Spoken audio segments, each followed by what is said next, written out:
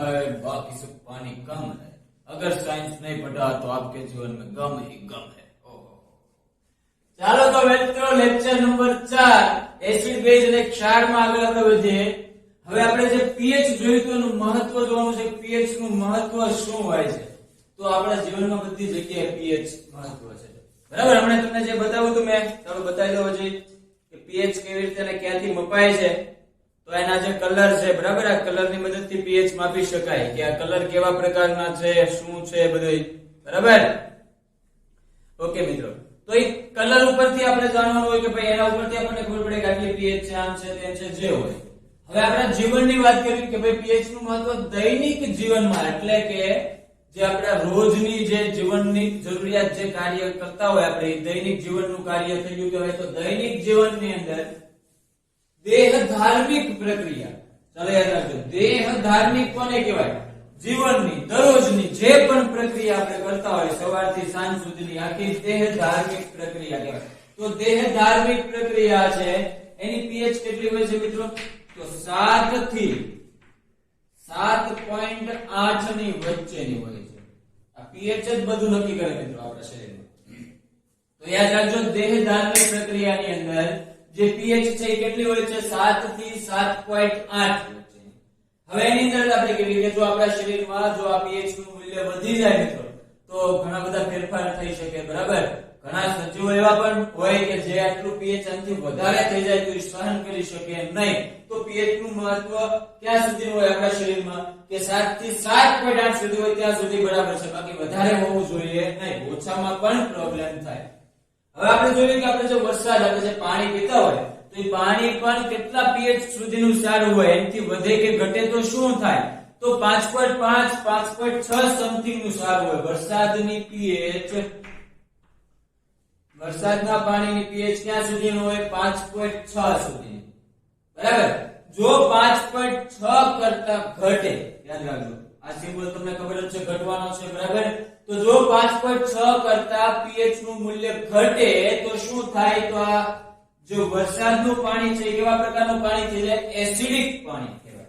યાદ રાખજો, કેવું પાણી કહેવાય? એસિડિક પાણી થઈ જાય।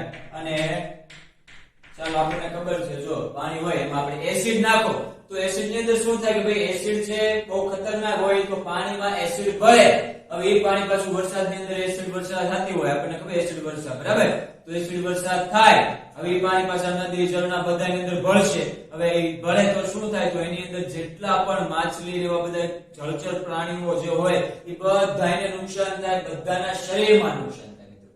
પછી શું થાય? તો એની અંદર પાણી આગળ ને આગળ ફેલાતું જાય અને ત્યાંની જે વનસ્પતિ હોય, જલીય વનસ્પતિ જેને કહેવાય, બરાબર, જળની વનસ્પતિ, પાણીમાં જે વનસ્પતિ હોય બધી વનસ્પતિને પણ નુકસાન પહોંચે।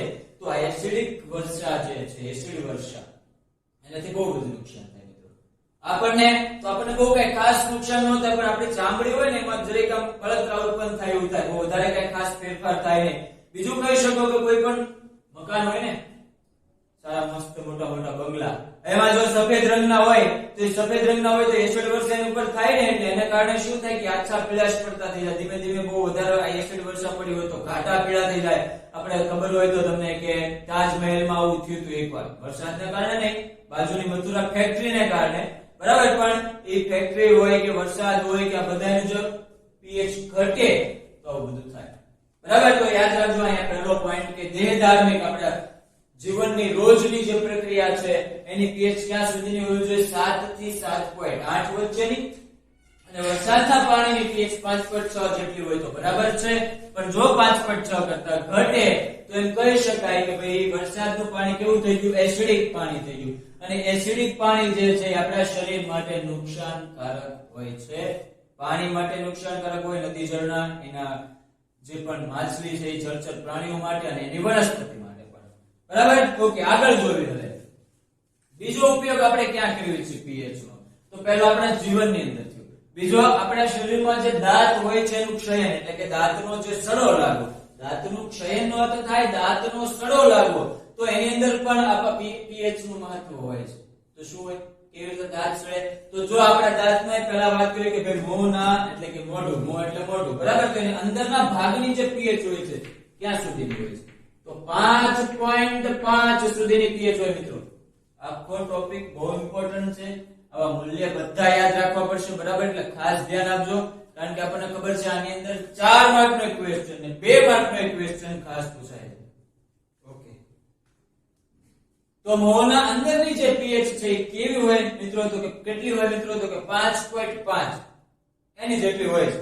જો 5.5 થી આમ સમથિંગ ગણો કે 7.3 જેટલી થાય એવું થાય, પણ થોડીક વધે તો ચાલે. 5.5 થી થોડીક વધે તો ચાલે, પણ જો 5.5 થી ઘટે 7.3 સુધી એટલી બધી નહીં, થોડી જો 5.5 થી ઘટશે તો મોઢાના જે આ દાંત છે મોઢામાં, એ દાંતનું થવા માંડશે ક્ષયન, એટલે કે દાંતમાં સડો થવા માંડશે. હવે મિત્રો આપણે જે ખાવી તો શું થાય, તો ખાધા પછી આપણા શરીરમાંથી HCl વાયુ ઉત્પન્ન થાય. HCl એસિડ ઉત્પન્ન થાય, હાઇડ્રોક્લોરિક એસિડ, વાયુ નહીં એસિડ ઉત્પન્ન થાય. હવે એસિડ ઉત્પન્ન થાય એટલે મોઢાના દાંતનું ધીમે ધીમે ક્ષયન થવા માંડે, સડો ઉત્પન્ન થવા માંડે મિત્રો, બરાબર છે. તો આ જે સડો થાય એ વધારે પછી વધતો જાય, જેને કારણે ખાસ નુકસાન થાય છે દાંતને. તો હવે આપણે જોયું કે દાંતનું જે બહારનું પડ જે હોય છે બરાબર, ડાબર ને ડોટ આવે ને, એવું કઈ હોય નહીં, બધા હરખું જ હોય. તો દાંતની બહારનું જે પડ હોય છે સફેદ રંગનું, જે તમે જોવો છો, જો એક મસ્ત વસ્તુ કે આપણને ખબર છે બધાને સફેદ દાંત બહુ ગમે બરાબર, પણ વિજ્ઞાન એવું કહે છે કે રિયલ ની અંદર દાંતનો કલર આછો પીળો હોય છે.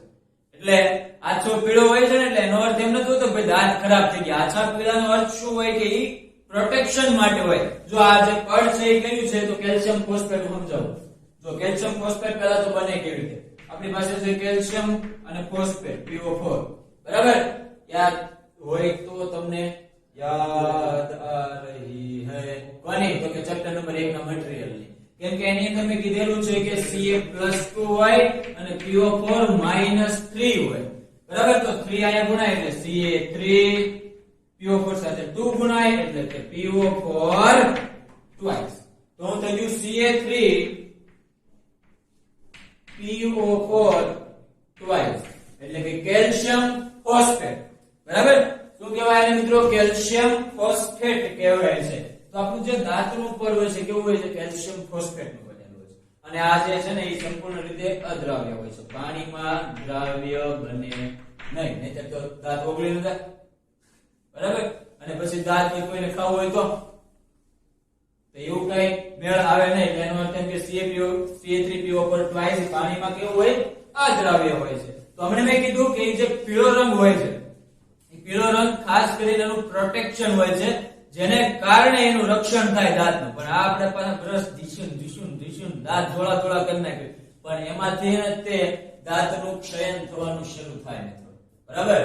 નથી ખબર ને આગળ તો ઠોકો તાલી. ચાલો આગળ. તો હવે આપણે જોઈએ કે કેલ્શિયમ ફોસ્ફેટ છે પાણીમાં અદ્રાવ્ય છે બરાબર. અને કેટલે સુધીની pH હોવી જોઈએ મોઢાની 5.5 સુધીની. હવે સમજો કે આ દાંતનું જે બહારનું પડ છે જે હોય, આ દાંતની આ જે ક્ષયન થવાની જે ઘટના છે આપણે અટકાવી હોય તો શું કરવું પડે, તો આપણને ખબર છે કે ભાઈ જમવી છે આપણે બધા, તમે જમતા હોય તો જે જમો તમે એના પછી ખાસ મોઢાને બધી બાજુથી સાફ કરવા બરાબર, દાંતને બધી બાજુથી ઘસીને સાફ કરવા. એવું ચોપડી વાળા કે હાથે લખવાનું નથી, બધી હું કઈ કથા કરતો નથી. તો દાંતને ઘસીને સાફ કરવા અને સવાર અને સાંજે 2 સમય બ્રશ કરવું, જેને કારણે દાંતનું ક્ષયન ઘટાડી શકાય, ઓછું કરી શકાય બરાબર છે. ઓકે ચાલો હવે આપણે જોઈએ જમીનની pH ની વાત કરીએ. તો જમીનની pH ક્યાં સુધીની હોય, તો જમીનની pH મૂલ્ય યાદ રાખજો 5.5 થી 7.3 સુધીની હોય છે. જમીનની pH 5.5 થી 7.3 સુધી. હવે આપણે જોઈએ આગળ આની અંદર જમીનમાં કે ચાલો આપણે એટલું તો કીધું કે 5.5 થી 7.3 સુધીની હોય, પણ ખાસ 6 થી 6.5 સુધીની ગણવામાં આવે છે. તો જો અહીંયા જમીનમાં યાદ રાખજો કે જો જમીનની pH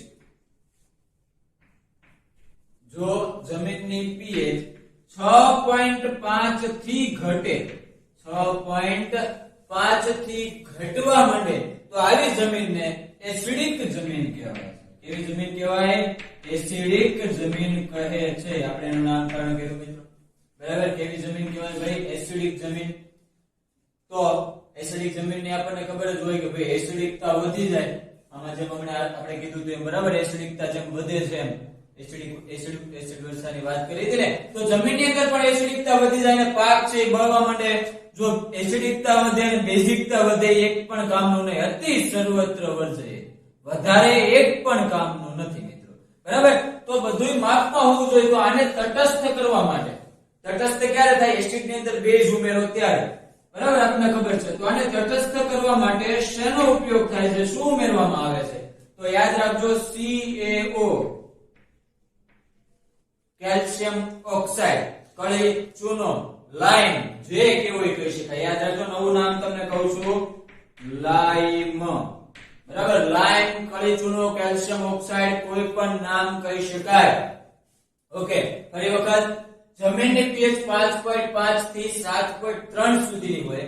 જો જમીનની pH 6.5 કરતા ઘટે, એની કરતા ઘટી જાય તો એસિડિક જમીન બની જાય. અને એસિડિક જમીનને તટસ્થ કરવા માટે CaO ઉમેરવામાં આવે છે.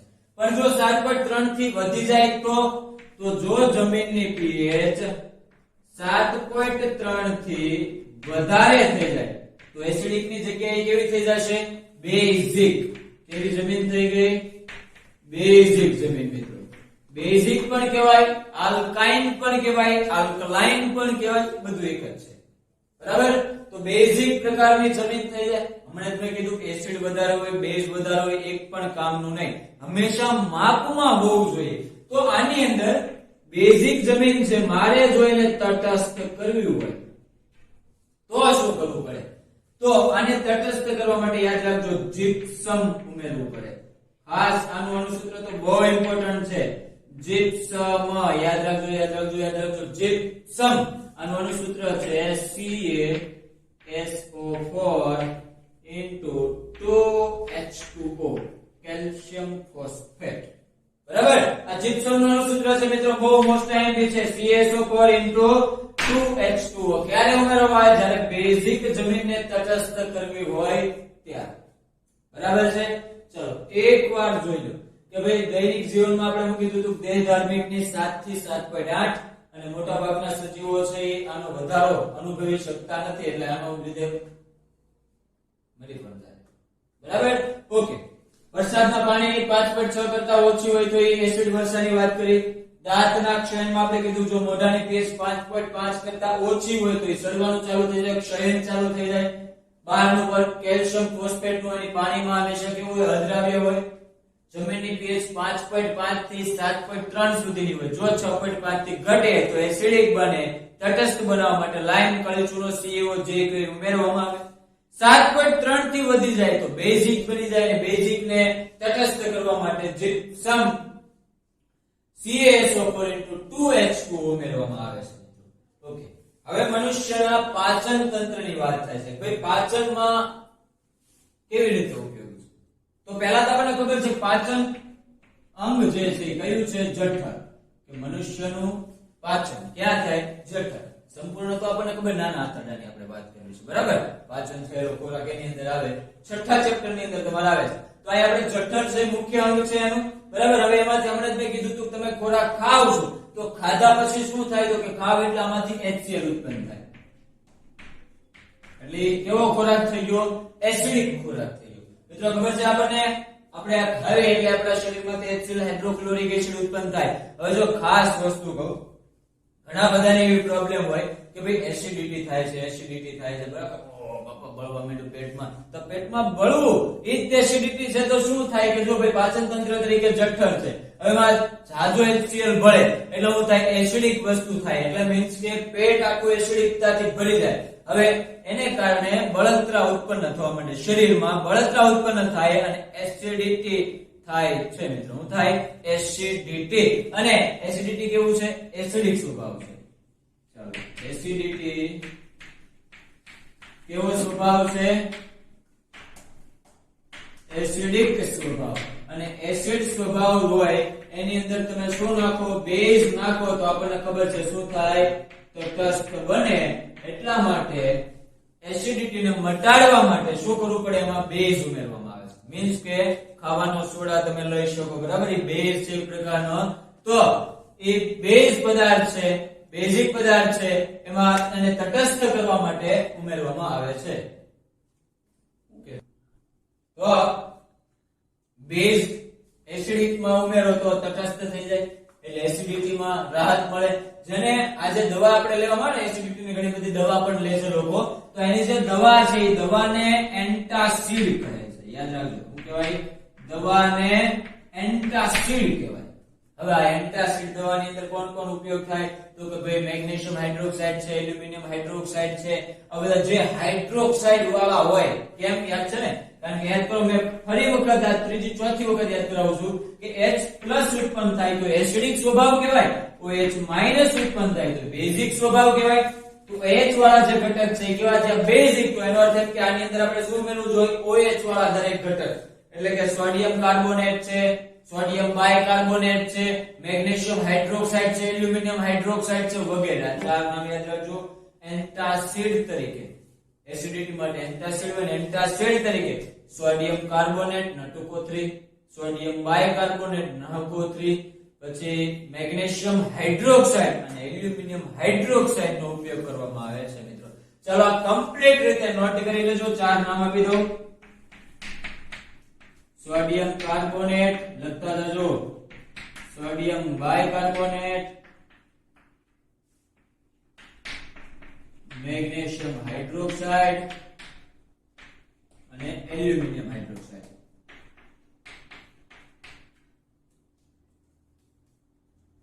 ચાલો એલ્યુમિનિયમ હાઇડ્રોક્સાઇડ કઈ રીતે બનશે? જો એલ્યુમિનિયમ છે એની સંયોજકતા 3 છે મિત્રો. હવે OH જે છે એની સંયોજકતા કેટલી છે? -1, બરાબર. તો અહીંયા 1, અહીંયા 3, તો AlOH ટ્રાઇસ આ રીતે બનશે, બરાબર. ઓકે, આની સિવાય આપણને ખબર છે ખાસ કરીને આપણે ઇનો નો ઉપયોગ કરતા હોય, બરાબર. ખાસ કરીને આનો ઉપયોગ આપણે બધા કરતા હોય છે. તો ચાલો મિત્રો આને નોટ કરી લો. તો ચાલો મિત્રો આ લખાઈ ગયો છે.